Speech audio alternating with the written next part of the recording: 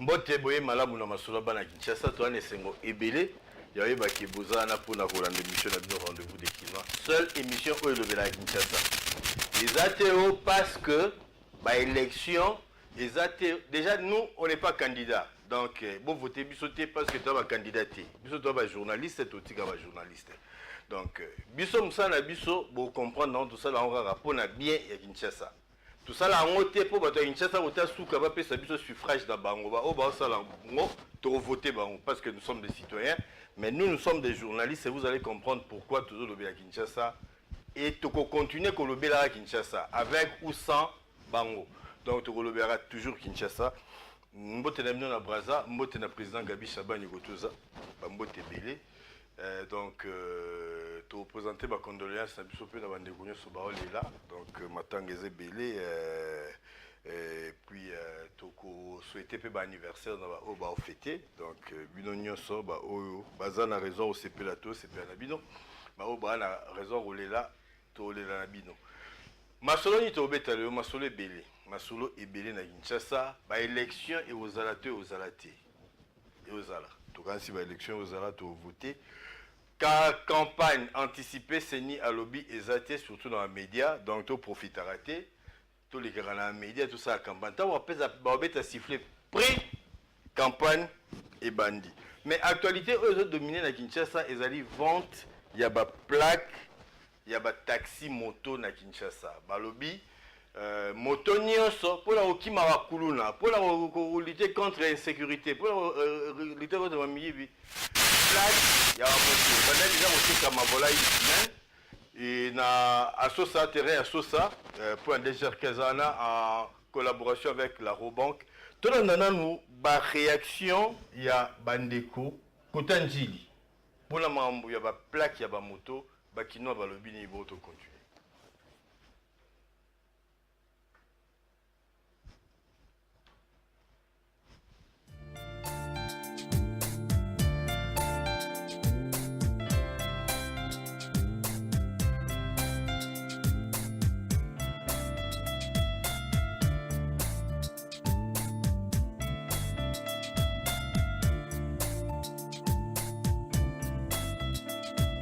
Naza d'informer te na yo ki on tu pa na yo parce que koto tu na route c'est comment faut type so ke na manenga ding to yebi ku te eloko ngo route te to zo regete ka na gouvernement na makambo belé ba osala ba misala ku te za te to débrouiller ku ba verser mais dans cher ku tu carburant cher ba biloko so ba to kota au $35 na $1 et maintenant na tout parce que nous avons ndenge ni koto so so moyen to so ba biloko wa bon ku te za te siko ba biloko wa so ba $35 au moins te ke to ba beta mabe ba tsama ta 10 000 $. So va t'en 10 000 € de ça. On a vu ce que vous avez $35 en tout cas pour nos chauffeurs à moto n'engé pendant ça la qualité belé. Les belé par rapport parce que on est à moto camion na moto et ça n'engé mon côté. Ta beta ba moto la biso jamais to ça bilo on a $35 to zulangwa. Ta na ande de ta moto so pesa mo $35. Et ça na kuto donc so te kan pas même $35. Bino bo singa biso $35. Par contre, l'un d'eux souligne que ces plaques ne pourront pas empêcher les inciviques d'opérer leur sale besogne.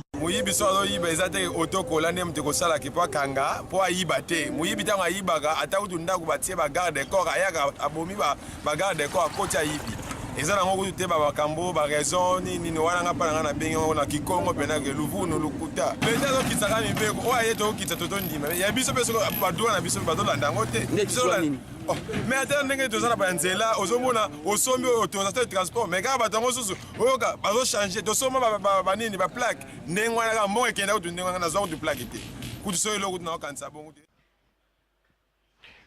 biso to betango tout droit to betango tout droit la photo. Campagne ezalaki lancée il y a déjà une semaine de cela. Na Sekomaf, balobi ke bango bayoki yangote et puis $35. Ezé belé et que ceux qui ba fouti 35 ni ne zo garantir que ba okanga bangote. Ba question o to memango et pas ya vient biso Godard motemo na mwana kini dirigeant ministre des Transports à ville à Kinshasa. En attendant il y a répondre ndeko boni mbote. oyoki bana kin balobi na Secomaf ba yebi kutu te ke ba oteka ba plaque. Ah bon? Bon, na évité puisque personnellement ngamo pe na sala que fort na assisté à la rencontre pour la sécurité à Bakinois. Puisque ma baba moto non identifié plaquette ba éviter za nani et créer ba incident be na ville Kinshasa ko botela ba sac mambo zake belila okili kama moto sala ngai sengo na monike bako tokoye ba moto eza nani tuti muto ata yo motaro kimi bako récupérer moto batali plaque na ba oyeba déjà bakena DGRK bakoyeba déjà plaque ko eza ya nani moto eza ya nani yaki na avantage vraiment eloko wana eza na intérêt ko ba yebite eza grave puisque bango bazana ba association o ba s'organiser c'est que ba patron na bango ya ba association bazo vulgariser message te mais en principe ba yebi puisque nazo ke ngamo na sosa bando na accès na bando ke na sosa na tala soki ya solba motocycliste bazo ya kosomba banini ebele bazo ya kosomba c'est que ça me kende ils ont malé mais en plus bah, le but $35 les alliés cher et au cas où ça m'a mis cher par rapport à quoi pas plaque quoi na bah c'est là on salade non quasi bah c'est là on a 10 000 francs bah c'est là 10 000 francs bah ça m'a mbongo bah ça les plaque quoi na bah commis tout n'est pas sur la musala no soana ils ont senga mbongo wana bah papier bah zo ça bino ko bah identifier bino bah tout ça bah nino on appelle ça quoi papier on appelle ça bino de foot à la banque tout ça c'est de l'argent. Alors $35 pour permettre yo ba pesa bino un mois eza gratuit mutu ça que malembe asomba plaque wana eza ba distraction ba récalcitrant ba komona l'état na misuna mais l'autre sengi makati ya liboy to sala na ministre ya transport ya ville ya Kinshasa ba moto za na plus de 100 000 motos na ville ya Kinshasa soki ba sombi ba plaque na bango botala pe possibilité bolongola bango heure wana ya 20h bo pusimo mukeli boso atati minuit. Et en plus de ça, mbongo zokota wana bobongisa pe mwanzela. Watu kosenga sio na autorité urbaine, monsieur le gouverneur de la ville, moi monsieur le koti, ba fekte ndamu na nzela parce que nzela ezate. Mutu et plaque kwa za la vignette. Ezalo ko ba sombi ba futi vignette. Bobongisa pe mwanzela, bo tsembo wata mukena secteur wana. Mais kolobake baza bato c'est comment te baza informé teke ba oteka plaque wana za lukuta. Botika Lukutawana. Mais évidemment, ça peut être aussi vrai dans le sens que les motocyclistes, comme on a dans le centre-ville, c'est comment il faut la suivre. Mais le couteau est limité, on a fuite en avant, on a des plaques pour la sécuriser, mais on peut la sécuriser. C'est comment ils ont la Kinshasa, tous dans la province de Bandundu. C'est comment ils ont la Kinshasa. Si tu as interpellé l'association Nyonso Bawewa, tu as leadership pour bien implanté. Mais rendez-vous des Kinois et ça l'enquête dans la périphérie et la plupart il y a des Bawewa basé information en athée. Tu as une émission notamment ils ont commissaire la bidon information bah côté Oyo ils ont un problème. Tu as commissaire la bidon information. Et puis tu as besoin que Batu Bayoka Tina Yamakam. Sur identification, ce qui plaque d'immatriculation. Pour exemple, la plaque d'immatriculation, la carte rose. Moto, ils appellent le quoi Mutuka. Il faut dans la Mukanda, il faut dans la plaque nango Oyo, Bagoiko identifier. Tina nango, ils ont pour comprendre le sens, pourquoi foutre $35. $35 et un bon belé. Moto coûte à combien? Plaque coûte à combien? Est-ce que les gens qui ont mutuka au sombi motono et tamalanga ndenge koti na nzela ata nzeleza okufa et tamalanga ndenge wa ndego nangai bandego nanga motocycliste ata to na jungle yango ata mboka ngo ekufi ata soki tozoke na ba élection mboka ekufa complètement. L'état existe. Comment voulez-vous au sombi moto na $1000 ou bien na $1500 au comment vous tombez là la facture ya achat donc on a documenté mais na $35 aux opérations gouvernement provincial et fait facilité il y a cause de plaque aussi pe na carte rose aux l'accéléré que même reçu on est bungi ce qu'on a carte rose on les permettre l'accélérer moto eza ya yo aux propriétaires d'un engin hein? Moi je peux pas comprendre bon que elle par rapport à quoi. Nazo comprendre bila motocycliste nazo comprendre mingi boza bateti boza mituma kasi trop tokotambisa qui s'assoit un modèle besoin de en tout cas, moi je soutiens le gouvernement provincial na acte ba moto nyosu. Il faut ça président Boni, toi qui es malembe, toi qui es bandeko malembe. Il y a pas le droit na bango, il y a comprendre on a ni go somba plaque. C'est une question, c'est-à-dire que il existe des questions sur le déficit d'information. Ou ko mutuke o somba plaque pour la boye. Ndeko na Serge, tout ça na qui s'assoyo. Je pense que tout le motocycliste, moto, tout ça majeur, tout ça responsable. Comment tu peux accepter que même au sommet motuka, autant mon motuka le plaque est à la tête. Donc plaque est à la tête, ou le temps le nokaga. Plaque est les guichets. Plaque est les guichets. Les guichets, 35 $, il y a 35 $, un moment. Bande de soyons réalistes, tout un sentiment. Et même Kolomoto, ça va t'aider à comme un véritable responsable. Puis la facture, on a besoin de zan de place de moto, et ça va papier moi amitié. Au moins facture on est bungi. Sur les bungi, si on récupère moto, ça l'accident quelque part. Qu'est-ce qui prouve que ça y a? Mais le gouvernement provincial a permis les lots. On commence la carte rose. On a accepté moto les aïeux. Et puis aux plaques. Na volé jaune de Gonangaï. Oh. Mais donc est-ce que ça va pour la taxi moto? Il y a une compagnie qui a une moto, un particulier qui a une moto. Est-ce que les gens ont donc, et ça, moto, même, selon l'arrêté du gouvernement, il y a 3 pinés. Il y a 3 pinés. L'exemple de petit temps. Bango peut être obligé, de plaque, de bloc ou un donc, en général, il y a 3 pinés, il y a 2 pinés, et dans la société. Il faut que plaque. Bino la société, bokende, déjà dans sosa, pour déclarer ma petite anabinoana, et zébélé. Allez, va faire ça bino, ma plaque, nabino, ma carte rose. Et ils allaient obligés pour un motocycliste, ma patron et ma moto, nyon sous la ville à Kinshasa. Bande de Bakinois. Au moins, tu le bâti à Wake, sauf taxé à jaune, comme ma tête va suspect. Au moins, si ma guerre, les lots, ça va tout va comment se faire en et ça lui peut botter à ville à Kinshasa. Alors, ce que mon moto, après un mois, ce que mon moto, et ça n'a pas quitté, et télémi, ton père ça mot d'ordre, puis tu vas à Kinshasa, mouton matamo sous-souté, il y a un moment donné, après si un mois, Kende Kosomba, Nini, plaque, les gérés quand on va compter dans là.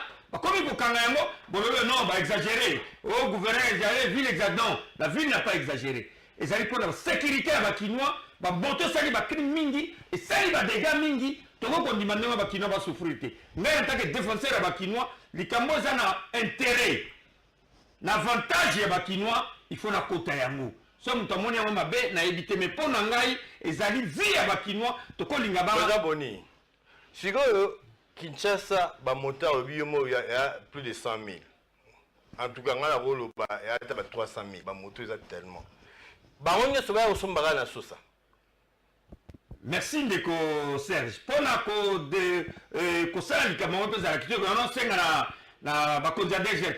et surtout, nous ministre de la Finance, bien que déjà allé. Ministre a fait sa instruction. Excellence Guy Matondo, ministre de la Finance, fait sa instruction à DGRK. Baluka moyen, Bapanzango, dans 4 districts.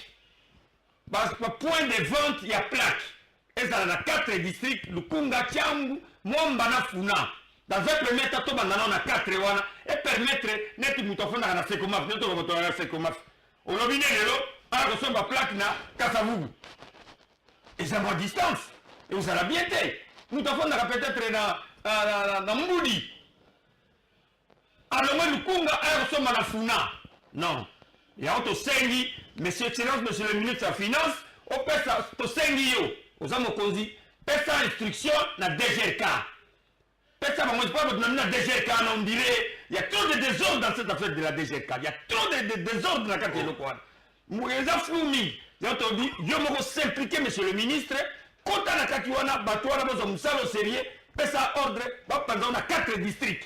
Mais il dit que l'implication dans le ministre de la Finance, ndena musala ndeko osala musala il y aura du sérieux tolo bate présent boni yo okomogangela bato na éviter soki makamnini oza nango sikoyo bakinois bafuta ba $35 $35 wana bafuta ngo pa nani il faut azwa l'art wana bo question wana eza question toujours ezongaka puis bana kini bana raison oposa question ya l'art na bango 35 wana nani faut bendango yaona lobi te bandeko na Kisasa omoni eza kosenga na ministre ya finance po ya ana transparence makasi ya matière de gestion tokana tosombi bavignette abi kezali na finka boye apesi na kombo ya neni tout ça c'était très bien bakino bakati yo tosengi bo mbongo ya l'état bapesaka ona maboko te soko zwi okena DGK bandeko na motocycliste bozokangai baidentifie oyo okoti na bureau moza na sosa bakopesa yo note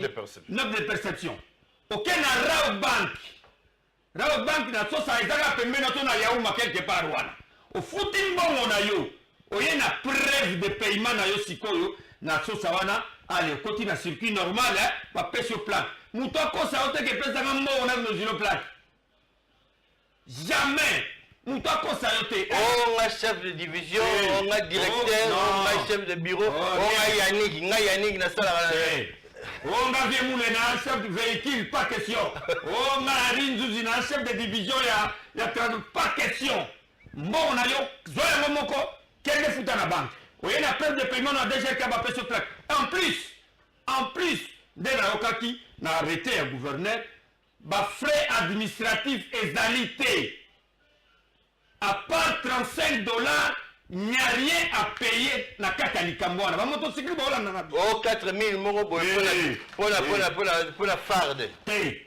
makambo eza te daona nazoke de fona mingi na sosa pona kanga bato ba osala biloko ko kanga te so na yoki yango na bengi ministre ya transport et puis na bengi ministre ya finance frais wana eza te ofuti $35 no abuo pia point ça s'arrête là pona ki bato misusu bazoya kuna o tosoma ba papier yo soma ba papier eza mama ville yo soma papier ville mtatino sam ça bafuta wana suka sasa boni mambo za kina bato motocycliste bazo souffrir bo ambrouiller bango te bato DGK bo ambrouiller bango te bato ministère ya transport bo ambrouiller ba motocycliste te bo te bango tranquille aina $35 neona esili oh pesa biso 2000 francs pour un rapide non bo pesa te ba motocycliste na sepele trop mardi wana ba ministre ba Hollande mardi na nino na DGK na sosa na moni tata muka yo ba kai moto na basala mbila na plaque te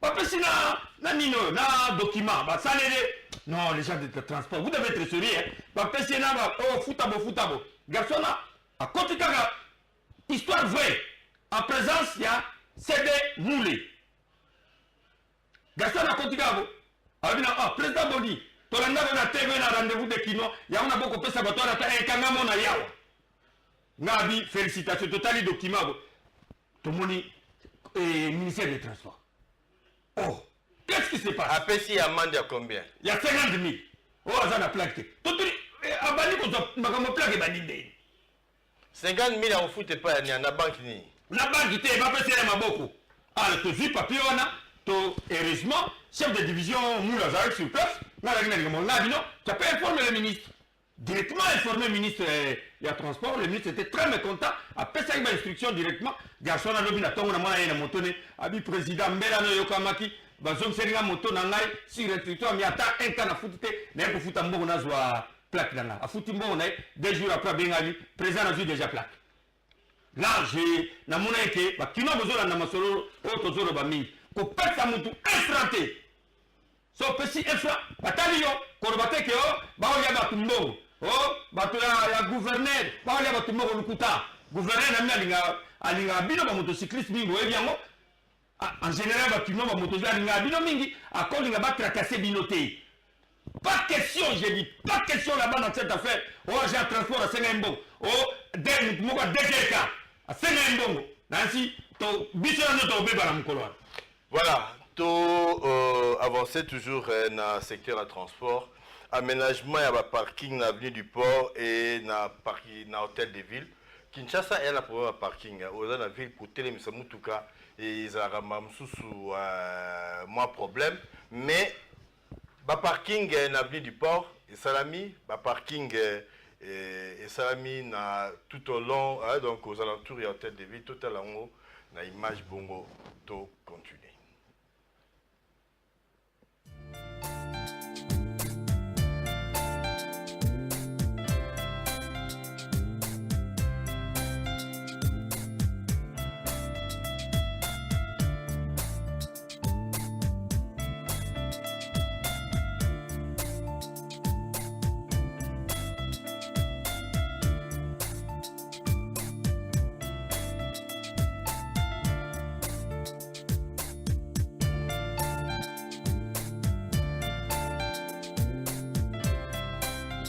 Trouver des solutions à des problèmes qui se posent dans la ville, notamment les embouteillages, les défauts de respect des codes de la route. Ça, c'est un début de solution. Nous avons commencé par la commune de la Gombe parce que c'est le centre, si vous voulez, des affaires, des activités, là où il y a les grands marchés, là où il y a les commerces. Et il y a l'administration publique, on voulait commencer par ici. De son côté, le responsable du projet apporte certaines précisions quant à ces. Le projet, c'est un projet PPP. Il y avait un besoin de la ville de Kinshasa qui a identifié un problème. Et nous, on a participé à l'appel d'offres pour apporter une solution. Nous apportons une solution qui sera en fait totalement électronisée. Il y aura plusieurs endroits dans la ville de Kinshasa.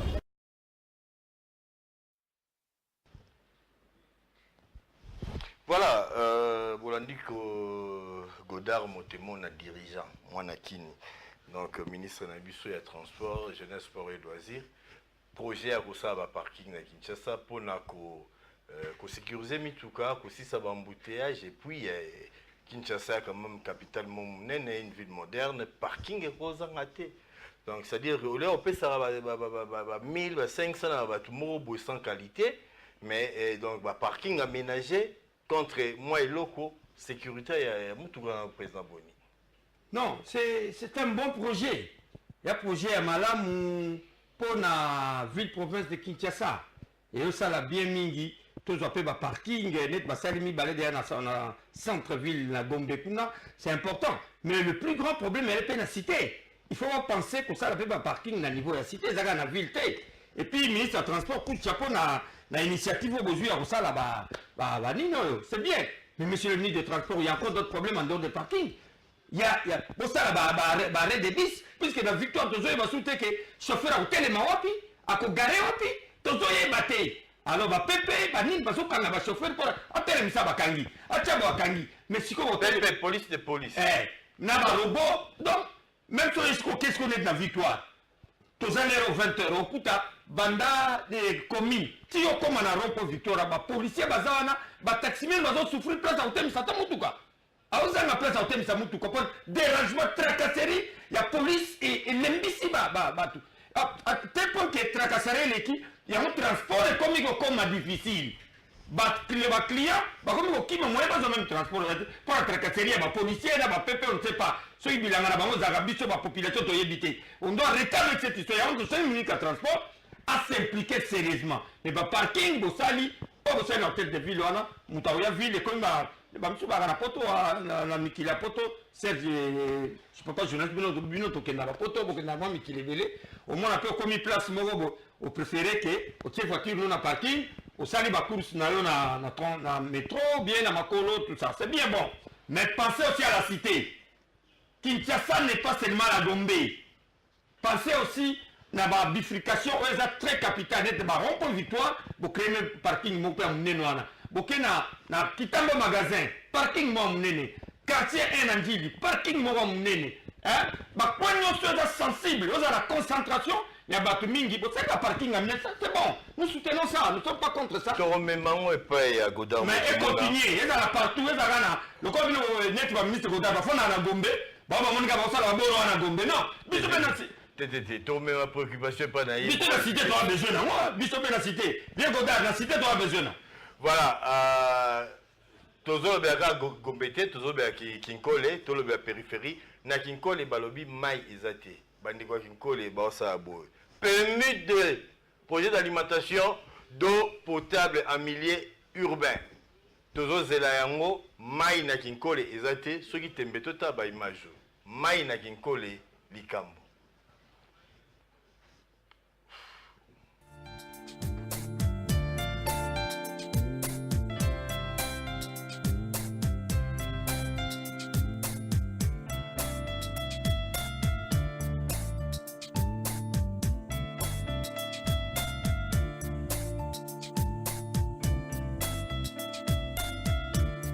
Dans certains endroits, l'eau commence à couler, mais pas de manière satisfaisante parce que la pression est encore faible. Les autorités de la régie des eaux nous ont dit qu'ils comptent nous amener une pompe beaucoup plus adaptée par rapport à la puissance démographique. Na sepeli nanu ndenge batindeli biso mai okala tozaki na mai te baki to bando bima ba 23h ne to bima la pompe mais o batindeli biso ezala nu muke eza muke par rapport ya besoin ya batu ya mai soki ebimi neti lelo omona ka 4 foyers de mai bao mususu bavandi bongo tozo oblige koyende kotsomba mai na forage komi kozwa mai malgré notre pression penza ya mai eyete mais tokomi kosepela na mai komo toka mai mikolo nyonso mai na biso bimi malgré tout sikoyo ba pompe eza système ya C na ndenge mai ekendaka nango bambula ebele ezali kobima te yango ekomaki système ya kokata po tozwa ata mwa moke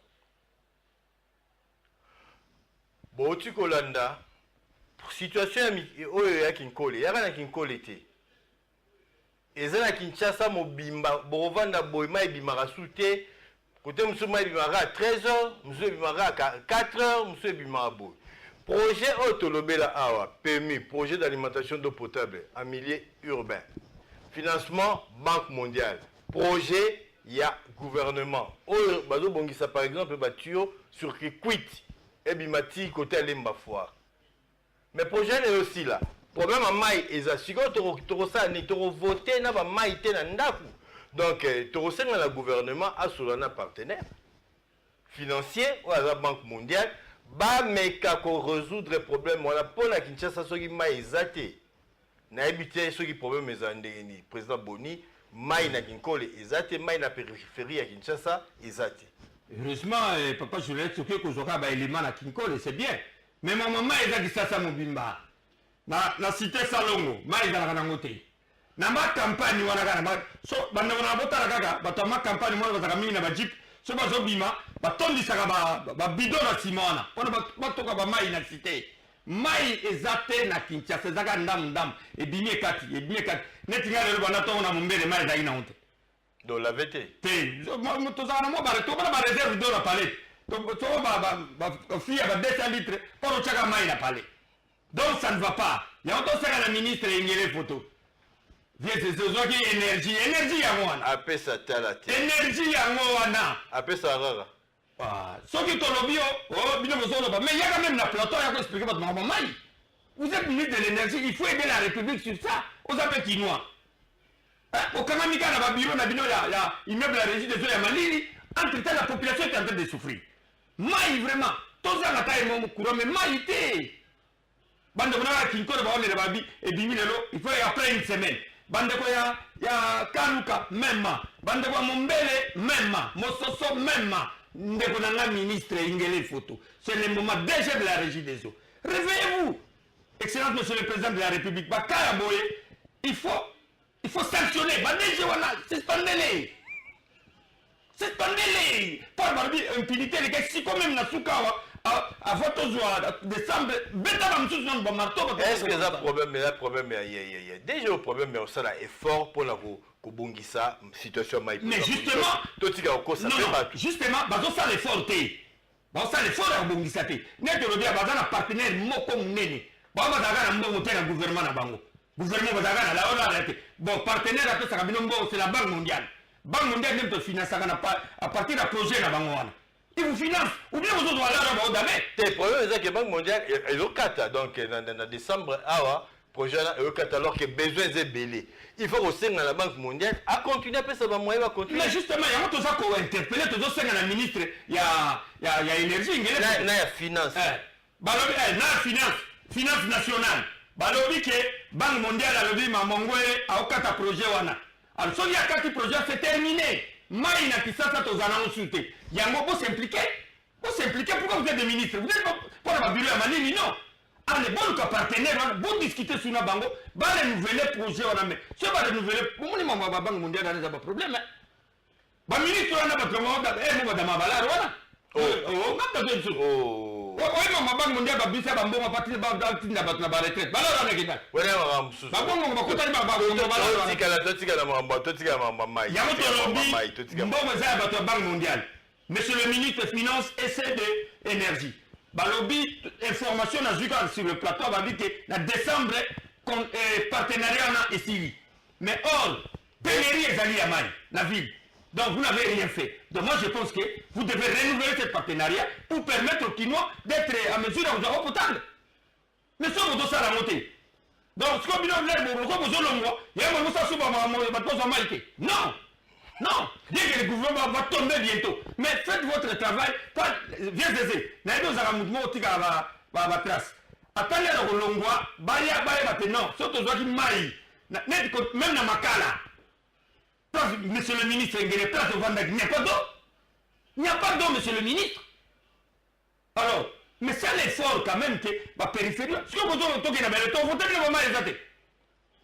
Yaba Kinois, les 13 Kinois aux Anakombo, Namabo, Kombola, Nini. Balupam, ça veut dire balayer tout ce qui met le pays dans les chaos. Docteur Zongana, une émission, Président Boni, Seni a présenté ma liste. Il y a une liste de candidats retenus. Après, au Yungola, il y a eu Mwandambu, la présidentielle, la nationale, donc législative à deux niveaux, c'est-à-dire nationale et provinciale, la liste est bini. Mais bandeko batikali bandeko musu to kamora to solo na bango boye mais na seni kula kombo balongoli qu'est-ce qui se passe? La question très importante moi sur les Kinois j'ai d'abord gouvernement d'abord d'abord répondre à la question avec gouvernement merci le ministre Tamboué vous vous êtes ressaisi malgré un retard mais attends retard vous ça quand même le papier. Quand nous on disait que nous avons des étrangers dans cette affaire, parlement, gouvernement, partout, pendant du matin, les gens n'ont pas moi, nous sommes les gars, TV, nous sommes Kinois, on va comment on va belge. Oh. Oh, Maïbo, to déjà va. Si on biminde pour les. Comment tu t'es non. Comment vous t'as fait? Mais au moins, bandona qui ça batu tout au moni. Ba cité en dehors ya partout ba cité wana ce sont des étrangers ba yawa ba zo ba mbongo ya république batindira ka bana bona ba poto biso to souffraka donc ata ba sali ba recours na bango eza inutile na malembe bande omso ba beza kana eseni et ça la bongo pona yombogara bato ba la contre la majorité ba otsa ba bouton to eza quelque chose de normal. Tu m'as expliqué pour un homme exact déloyal, balongo la batoua, tu es ben mabango, va vendre la bango, va couper étranger m'koni. Ah, papa. Bon, pas nous autres tout à fait. Sans le bain attaquer, on est attaqué comme on était à terre. Tout le monde par exemple. Mais aux autres tout temps va comboter. Mais ce sont des étrangers. Bah c'est bien, écoute, bah monsieur Badanam, n'a aussi là, pas mis sa liste définitive, les 19. Ne t'aura attaqué si que Seni, tu as que non, bah monsieur va t'y mais en plus, Gino, bah étranger va s'appeler. Bah Gabonais va s'appeler.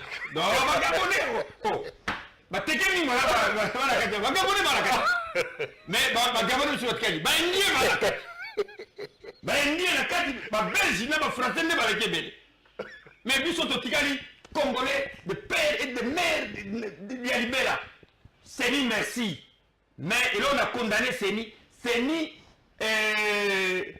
Azana pouvoir qu'on l'a tout. Il fallait le procureur PG.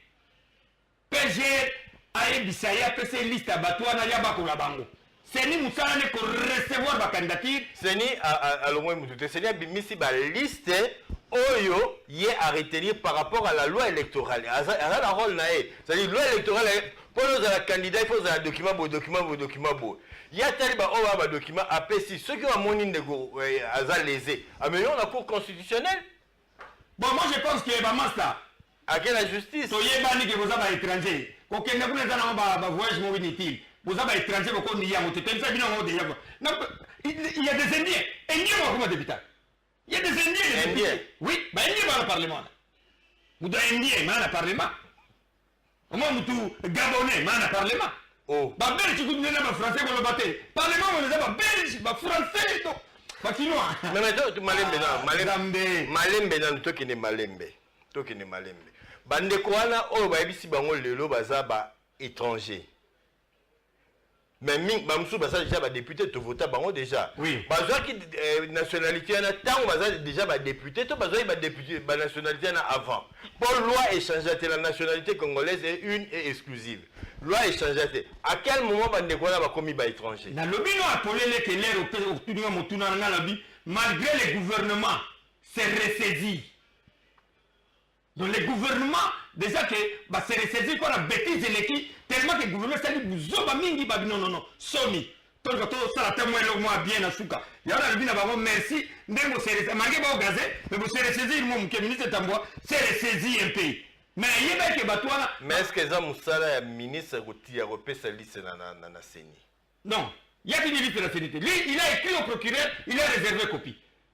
Il a écrit au procureur général de la République à réserver copie de la CENI. Donc, à ABC Moutou a dépendre. Il n'a pas écrit directement au président de la CENI, non. Il a écrit au procureur. Batouana dit non, ils ont un sentiment que ce sont des étrangers. Est-ce que ça y est un beauté? Quand il y a un bâtiment au bout, il ne peut pas s'y mettre à la touche pas le boulot. Non. Donc il est aux à paix. Bisso, ce sont des étrangers. Il y a moins de étrangers. Batika qui est on discute à faire. Biso donné aux nationalités, Bamsou Bali, on a qu'un en Belgique par exemple, à bord pour changer de nationalité, à Zuka ta résident, en est résident. Les résidents n'ont pas de problème, mais vous avez changé la nationalité. De Bali à Mitoumi Bali. Bazo il y a un avantage, l'assurance, Naba. Et puis ils sont allés bien, Basi Naba na poto. Mais un problème tel.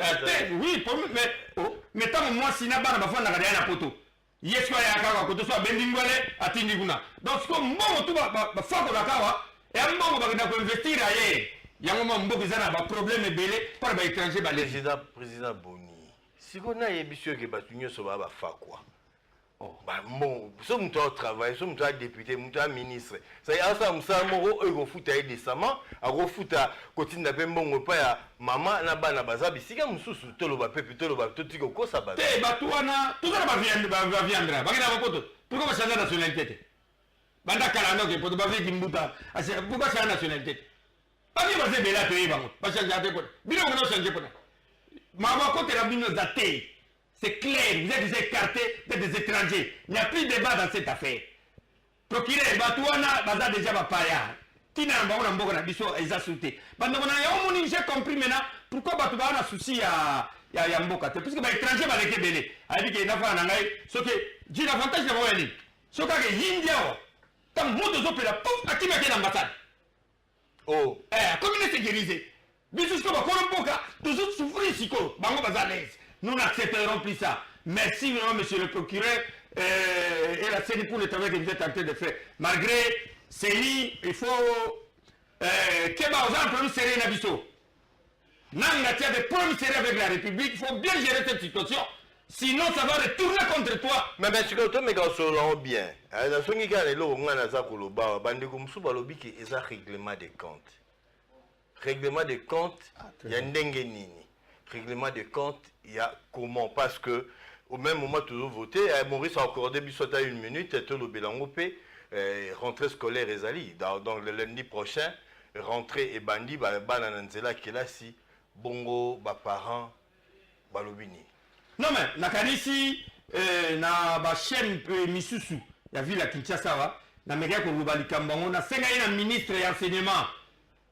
Moussemena, ceux qui Moussemena, comme vous l'avez bien dit. Ceux qui étaient Moussemena. Moussemena. Excellence Moussemena. Qui est à ça la report. Il y a rentrée scolaire. Ponaboui. Tisiko, va parabaza et belé, azana kaete, bikite, et va caution au bon sénat avec l'école et l'équipe. Va parabana mbongote, va foutaga batute. Va foutaga moutura souka 90 000. Ou d'ata va foutaga va fouti et te barre en classe n'engeni. Dino, au monde à rentrer, soit va forcer on lundi aux à la timide. Moi, je pense que les autorités de la République, bon réfléchir, mon mouké, hein, il y a d'autres mais bon réfléchir, ou bien sûr, bon décaler, bon foutre à batou, bon foutre à mes parents, pas de possibilité à tout d'abord dans la classe, bon foutre à batou, et puis constitution, on dit que l'enseignement primaire est gratuit. Alors, na primaire, na maternelle, bah parents de foutre à batou. Par exemple, au gars, ça décalant d'une semaine.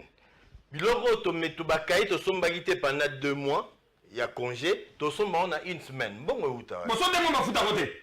Pas ma fouta ba touté. Demo ma fouta côté. Oh, on somba plan on. Mais si ko oza yo ebi wa parents, oza na bana, o somba yata kaé moro té. Dino, so ni to zaka ko sala biloko wana ke to somba bakaé moro to tsara bandaku, l'état de fouta bisoté, ça entêter l'état dans des bêtises. L'État doit prendre que Mouton et Moussala, la sous-cassante de Fona Foutaï. Et c'est normal, Mouton a fait 30 jours, il y a travail, on se voit Foutaï. Et pour le moment, ça, nous n'accepterons jamais ça. L'État doit prendre ses responsabilités. On a 5 parents. Total, comment les maman Zoleka. Sauf qui, bon, régler la situation, les parents bien pas rentrer scolaire. Ah, total, mais moi je trouve que, et pas dans le lobby, tombe parents, on a à peu près 40 parents. Oh, président Boni Lobé la biso, tous les hommes, ça va dans la classe. Mais maman, les gars, ministre de l'enseignement, Azolanda. Donc, frais, problème fait, frais. Problème, il y a frais. Mais maman, les gars, lettres, moi, à plateau, non, on Minerva 20 000 francs, c'est toujours le candidat de la ville de Kinshasa. J'avais même interdit que si ça gouvernait Mikana, ne voilà pas. Les gens Minerva, les autres, $200, $100, $350. $1000 dans l'école, maman Lenga, ministre et enseignement à Ville à Kinshasa.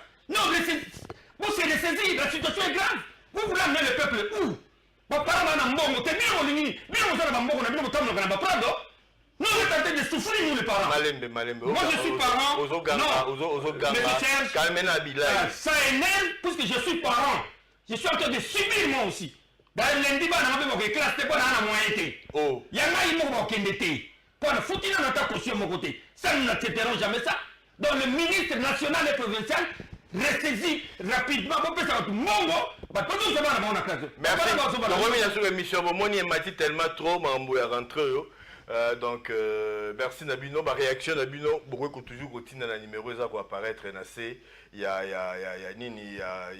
écran Nabino, mais tout na ministre, il y a transport. Na mambote ba plaque on a ba question ba préoccupation na makamba rentrer na mama olenga. On vous informe déjà que pour la semaine prochaine fort agricole les Obanda so ginyo so leki malamu toyamba ministre provincial de l'agriculture à Gloire Kabemba masolo c'est Betamaki. J'espère que à Ozanatan Royana Bisso. Merci président Boni. 1 minute pour lancer ça. Pour la succès ça message des amogo non sengana ba kinwa tout botiana c'est bino que les 19 liste définitive Gobima. Oh ya ba candidat président de la République.